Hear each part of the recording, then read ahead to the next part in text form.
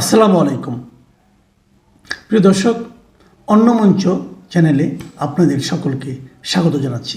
আসসালামু আলাইকুম। নতুন সরকারের 2 মাস যায়নি। এই 2 মাসে কখনো কখনো অভিযোগ করা হচ্ছে যে আওয়ামী লীগের লোকজন বিএনপিকে ভোট দিয়েছে, কিন্তু বিএনপি কথা রাখছে না। কথা রাখছে না বলতে কথা হয়েছিল কিনা তাও জানি না, কিন্তু বিএনপি সেটার প্রতিদানটা ঠিক মতো দিচ্ছে না। এ সময়ের মধ্যে নতুন আবার একটা টার্নিং পয়েন্ট আছে। টার্নিংটা হলো যে এর আগে এই সরকার আসার পর পর্যন্ত আওয়ামী লীগ পথে ঘাটে সেভাবে মিছিল করেনি, কিন্তু এবার 2-3টা মিছিলের খবর পাওয়া গেছে। আমরা বরিশালে মিছিল হয়েছে শুনেছি। আরেকটা খবরে বলা হচ্ছে চট্টগ্রামে গ্রেফতার নেতা কর্মীদের মুক্তি ও আওয়ামী লীগের কার্যক্রমের উপর নিষেধাজ্ঞা প্রত্যাহারের দাবিতে বিক্ষোভ মিছিল করেছে নিষিদ্ধ ঘোষিত ছাত্রলীগ ও যুবলীগ। শুক্রবার দুপুরে নগরীর বাইজিদ বোস্তানী থানার কোয়াইশ অক্সিজেন সড়কের অন্যান্য আবাসিক এলাকায় এই মিছিল হয়। রাতে মিছিলের ভিডিওটি সামাজিক যোগাযোগ মাধ্যমে ছড়িয়ে পড়লে বিষয়টি জানাজানি হয়। ভিডিওতে দেখা যায় মিছিলে 40-50 জনের একটি দল আওয়ামী লীগের গ্রেপ্তার নেতা কর্মীদের মুক্তির দাবিতে স্লোগান দিচ্ছে। তাদের বেশিরভাগের মাথায় লাল টুপি ছিল। এ বিষয়ে জানতে চাইলে বায়েজিদ বোস্তানী থানার ভারপ্রাপ্ত কর্মকর্তা আব্দুল করিম তিনি বলছেন, মিছিলে অংশ নেওয়া খবরটা প্রথম আলোতে আমি আপনাদের জানাচ্ছি। মিছিলে অংশ নেওয়া নিষিদ্ধ ছাত্রলীগ নেতা কর্মীদের শনাক্ত করে গ্রেফতারের চেষ্টা চলছে। ইতিমধ্যে 8 জনকে আটক করা হয়েছে। তাদের তথ্য যাচাই বাছাই করা হয়েছে। আওয়ামী লীগ ঝটিকা মিছিল, ঢাকায় সবচেয়ে বড় মিছিল ডক্টর ইউনূস আমলে করেছে 2-3 হাজার লোকের, এবং তারপরেও তারা করেছে অনেক ফার্ম গেটে, বিজয় সরণিতে, তেজগাঁয়ে তারা মিছিল করেছে, এবং তারা এটুকু দেখিয়েছে যদি চায় ঝটিকা মিছিল বের করতে তারা করতে পারে। কিন্তু রাজনৈতিক গতি পরিবর্তন এবং নিশ্চয়ই ধ্যান ধরবার কিছু চলছিল। আমরা আলোচনা করব দিল্লি প্রেস ক্লাবের সাবেক সভাপতি গৌতম লাহিড়ীর সঙ্গে, যে বলা হচ্ছে যে শেখ হাসিনা ফেরত দেওয়ার ব্যাপারটি বিবেচনা করবে ভারত, সেইটা কতটুকু কি আসলে, এবং এই যে পর্দার আড়ালে শিন শারমিন চৌধুরী, তাকে কেন পর্দার সামনে আনা, কেন ঝটিকা, তার মুক্তি, এই সব কিছু, এবং আওয়ামী লীগের এই ঝটিকা মিছিল কি নতুন কোন আওয়ামী লীগ নিয়ে বার্তা দিচ্ছে কিনা। আশা করি সবাই ভালো আছেন। বাংলাদেশে এখন তেলের জন্য হাহাকার চলছে। এক একদিন দেখছি যে বাংলাদেশের বিভিন্ন পেট্রোল পাম্পে 1 মাইল, 2 মাইল, 3 মাইল পর্যন্ত লম্বা লাইন হয়ে যাচ্ছে বলে পত্রপত্রিকায় খবর আসছে। এদিক থেকে সরকার মহাশয় বলছেন যে বাংলাদেশে স্মরণকালের ইতিহাসে সবচেয়ে বেশি তেলের মজুদ আছে এবং দেশে কোনো জ্বালানি তেলের সংকট নেই। ঠিক এমন সময়ে বাংলাদেশের মানুষ মাইলের পর মাইল লাইন দিয়েও তেল পাচ্ছে না। সরকার রেশনিং করার চেষ্টা করছে এবং সরকারি লোকেরা জোর খাটিয়ে বিভিন্ন পাম্প থেকে রিজার্ভ তেল নিয়ে সংরক্ষণ করছে। এই যখন বাংলাদেশের অবস্থা, তখন প্রশ্ন দেখা দিয়েছে যে হরমুজ প্রণালী বন্ধ হওয়ার কারণে বাংলাদেশ যেহেতু প্রয়োজনীয় তেল পাচ্ছে না, তাহলে আমরা বিকল্প কোনো উৎস থেকে তেল আনতে পারি কিনা। একটা জিনিস মনে রাখবেন আপনারা, পৃথিবীতে যত তেল উৎপাদন হয় এবং যে পরিবহন হয়, এই তেল পরিবহনের মাত্র 21 ভাগ তেল হরমুজ প্রণালী দিয়ে প্রবাহিত হয়, আর 79 ভাগ তেল হরমুজ প্রণালীর সাথে কোনো সম্পর্ক নেই।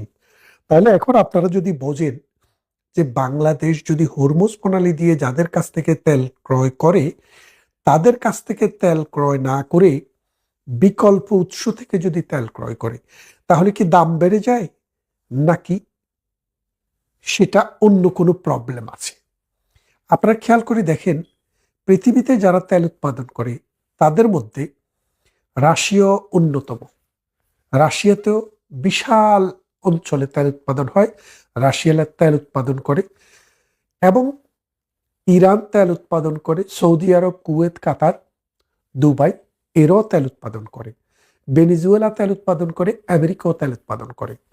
এখন আমরা যদি, এবং চায়নাও তেল উৎপাদন করে। দীর্ঘদিন থেকে ভারত রাশিয়া থেকে ক্রুড অয়েল ক্রয় করে এবং সেটা তাদের দেশে রিফাইন করে, তাদেরও কিন্তু ভালো একটা তেলের মজুদ রয়েছে। তো এই অবস্থায় আমরা যদি ভারত থেকে, রাশিয়া থেকে অথবা ইরান থেকে তেল কিনি, তাহলে কিন্তু সেটা হরমুজ প্রণালীর বাইরে দিয়েও কিন্তু আসতে পারে। আমাদের নিজস্ব তেল পরিবহনের জাহাজ রয়েছে, তাহলে আমরা কেন তেল বিদেশ থেকে কিনতে পারছি না?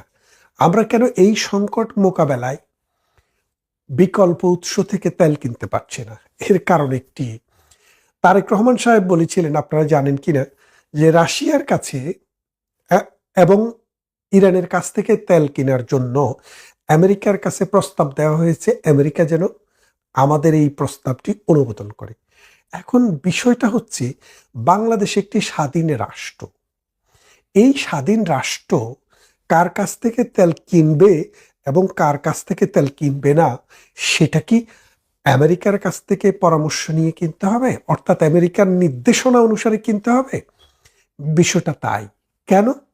ডক্টর ইউনূস সরকার যাওয়ার আগে, জাস্ট 3 দিন আগে, আমেরিকার সাথে একটি চুক্তি স্বাক্ষরিত হয়েছে। সেই চুক্তি অনুসারে আমেরিকা যাদেরকে শত্রু রাষ্ট্র মনে করে, অথবা আমেরিকা যাদের সাথে বিজনেস করলে এবং ইন্টারন্যাশনাল ট্রেড করলে মনে করে যে এটা রাইট না, সেই রকম কোনো উৎস থেকে বাংলাদেশ কোনো ধরনের জ্বালানি বলেন আর অন্য ভোগ্যপণ্য বা ভোজ্যপণ্য এরকম কোনো কিছুই কিনতে পারবে না। অর্থাৎ বাংলাদেশের বাণিজ্য চুক্তি পৃথিবীর কোনো দেশ থেকে হতে গেলে, অথবা কোনো দেশ থেকে তেল এবং আমাদের ইনফরমেশন টেকনোলজি অথবা যুদ্ধ সামগ্রী অথবা সামরিক সামগ্রী, উড়োজাহাজ, হেলিকপ্টার কিনতে গেলে হয় আমেরিকার থেকে কিনতে হবে, না হয় আমেরিকার পারমিশন নিয়ে কিনতে হবে। বিষয়টা খেয়াল করে দেখেন, কত সিরিয়াস একটা বিষয়। একটা দেশের সার্বভৌমত্ব বিকিয়ে দেওয়া, এই বিকিয়ে দেওয়ার কাজটি ডক্টর ইউনূসকে দিয়ে করানো হয়েছে। কিন্তু এখানে আপনারা ডক্টর ইউনূসকে শুধু দোষ দিলে হবে না, এই দোষটি বর্তমান প্রধানমন্ত্রী তারেক রহমান এবং জামায়াতে ইসলামী দলগতভাবে সমর্থন দিয়েছে। এর কারণটা কি? এর কারণটা হচ্ছে, আমেরিকাকে অনেক দিন কিন্তু শিবিরকে আমেরিকা নিষিদ্ধ সংগঠন হিসেবে রেখেছিল। জামাতকে আমেরিকা তালেবানের বিকল্প, আইএস এর বিকল্প মনে করত, যার কারণে আমেরিকার কাছে এই জামায়াতি শক্তি এবং বিএনপির গ্রহণযোগ্যতা ছিল না। বিএনপির গ্রহণযোগ্যতা না থাকার কারণ হলো, বিএনপি যখন 2005 সালে 6 সালে যখন ক্ষমতার থেকে চলে যায়, তখন এই বিএনপির আজকের যিনি প্রধান, তিনি তখন প্রধান ছিলেন না। তার বিরুদ্ধে আমেরিকা কিছু অবজারভেশন দিয়েছে। আমরা সেটা প্রথম আলো সহ যখন উইকিলিক্স প্রকাশ করে তখন দেখেছি। এই তারেক রহমানকে মিস্টার 10% বলে সেখানে উল্লেখ করা হয়েছিল যে তিনি বাংলাদেশ এবং আমেরিকার স্বার্থের জন্য ক্ষতিকর একটি ব্যক্তি, এবং তিনি জঘন্য ব্যক্তি এবং অসৎ ব্যক্তি। এর ফলে আমেরিকা কোনোভাবেই তারেক রহমানকে বাংলাদেশের রাজনীতিতে ফিরুক সেটা চাননি। সর্বশেষ আপনারা জানেন, এই তারেক রহমান গত বছরের ডিসেম্বরে বাংলাদেশে যাওয়ার আগেই তিনি, তার মা যখন মৃত্যুশয্যায়, তখন তিনি বলেছিলেন যে বাংলাদেশে ফেরা আমার উপরে নির্ভর করে না। এর ফলে আপনারা বুঝতে পারছেন তার এম্বার্গোটা কোথায় ছিল। তখন তিনি এই জামাতের সাথে সমঝোতা করে আমেরিকাকে সায় দিলেন যে তুমি যদি বাংলাদেশ বিক্রি করার দস্তখত দাও, সেটা তো আমরা রাজি থাকবো। অর্থাৎ আমরা ক্ষমতায় আসার আগেই ডক্টর ইউনূস সেটা করে ফেলবে, আমরা ডক্টর ইউনূসকে গ্রিন সিগন্যাল দেব। তার মানে আপনারা বোঝেন যে এই কাণ্ডটি শুধু ডক্টর ইউনূস একা করেননি। এই জামায়াতে ইসলামী, তারা যে বাংলাদেশকে চায়নি, সেই জামায়াতে ইসলামী এবং এই তারেক রহমান যৌথ প্রযোজনায় এই কাজটি করিয়েছেন।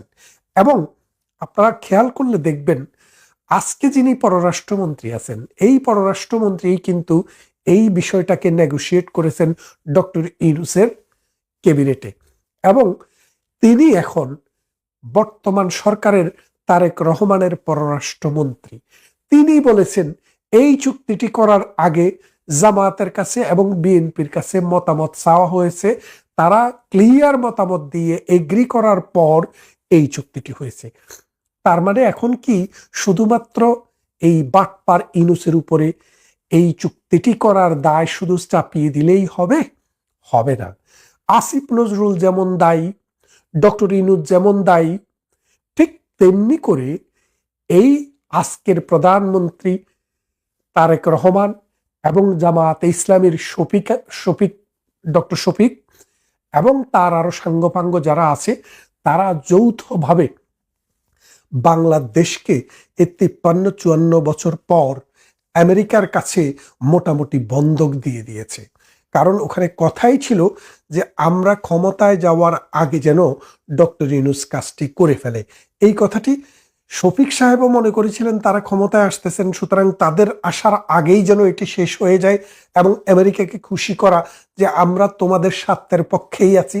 আর তারেক রহমানও ভেবেছেন আমি তো ক্ষমতায় আসতেছি, আমাকে যেন এর দায় না নিতে হয়, সেই জন্য তিনি বলেছেন যে আমরা ক্ষমতায় আসার আগেই 3 দিন আগেই আপনি সেটা করে ফেলেন।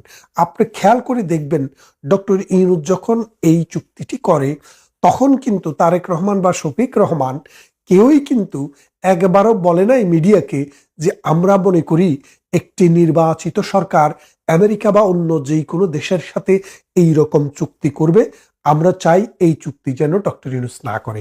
এটা কিন্তু তারা বলেননি। তারা না বলে কি করেছেন, তারা মূলত এই চুক্তিটি যেন তাদের ক্ষমতায় আসার আগে অথবা বিরোধী দলে আসার আগে যেন ডক্টর ইউনূস করে তাদেরকে দায় মুক্তি দেন, সেই চেষ্টাটি তিনি করেছেন। আর ডক্টর ইউনূসকে তো পাঠানো হয়েছেই এটা করার জন্য। তার মানে খেয়াল করে দেখেন, এই ত্রিরত্ন বিএনপি, জামাত এবং এই ইউনূস সরকার, অন্তর্বর্তীকালীন অবৈধ সরকার, এই তিনটা মিলে বাংলাদেশের সার্বভৌমত্ব আমেরিকার কাছে তুলে দিয়েছে। আমেরিকার কাছ থেকে চুক্তি মোতাবেক 14টি বোয়িং কিনতে হবে। এখন খেয়াল করে দেখেন, বাংলাদেশ নতুন 14টি বোয়িং কেনার মতো বাজেট এক বছরে হয় না বাংলাদেশে।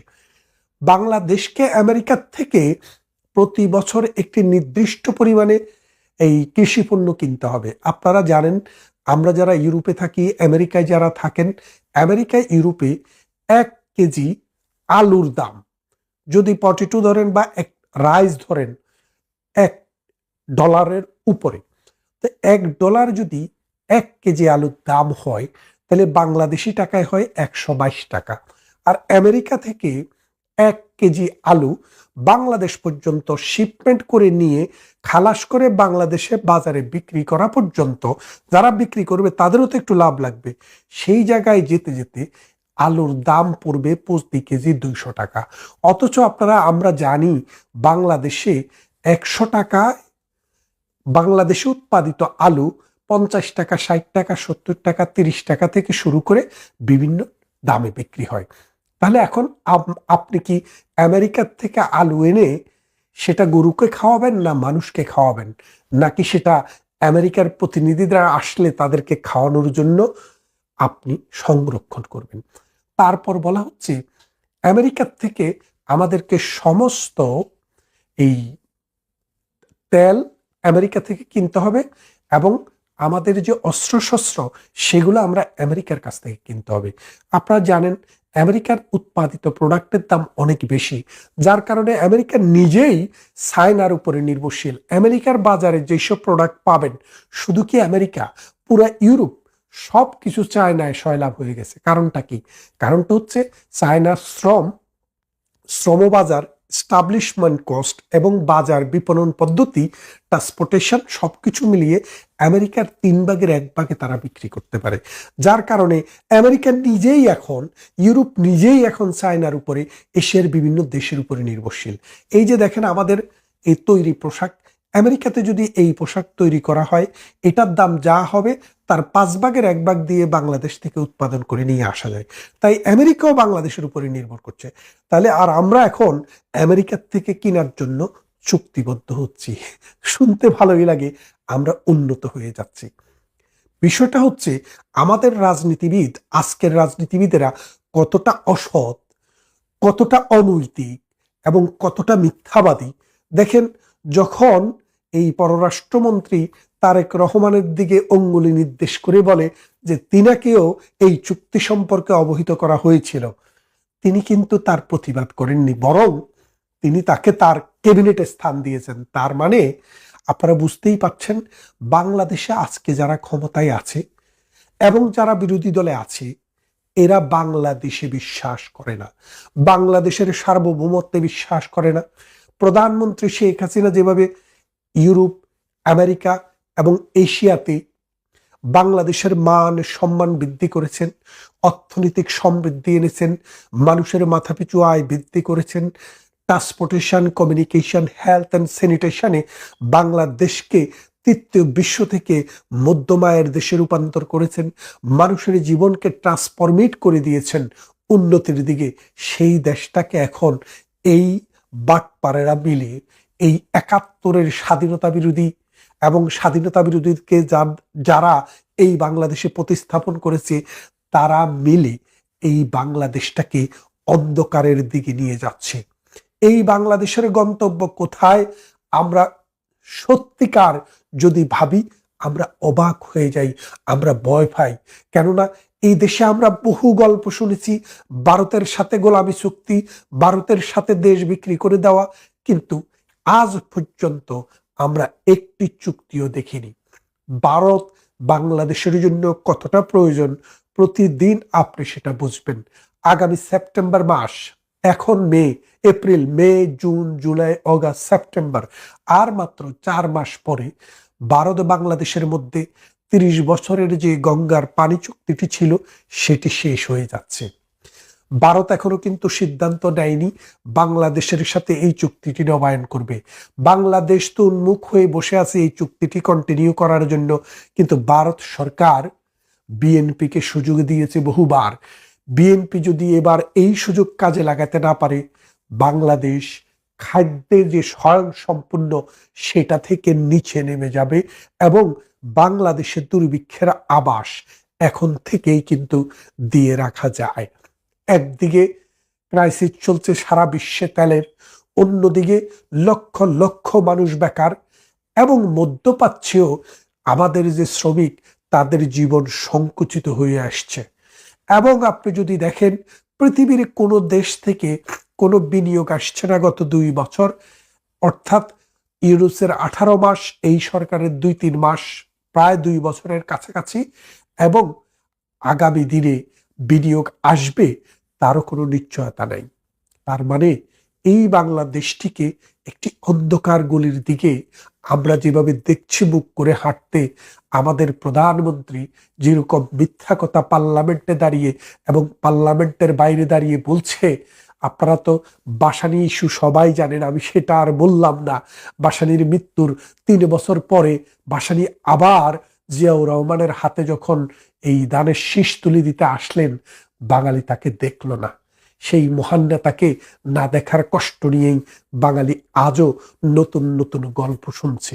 বন্ধুরা, আজকে যে কথাটি নিয়ে আপনাদের সামনে এসেছিলাম সেটার মূল বিষয়টাই হলো ওই চুক্তি এবং চুক্তির পিছনে কারা এবং এই চুক্তি বাংলাদেশকে কোথায় নিয়ে যাচ্ছে।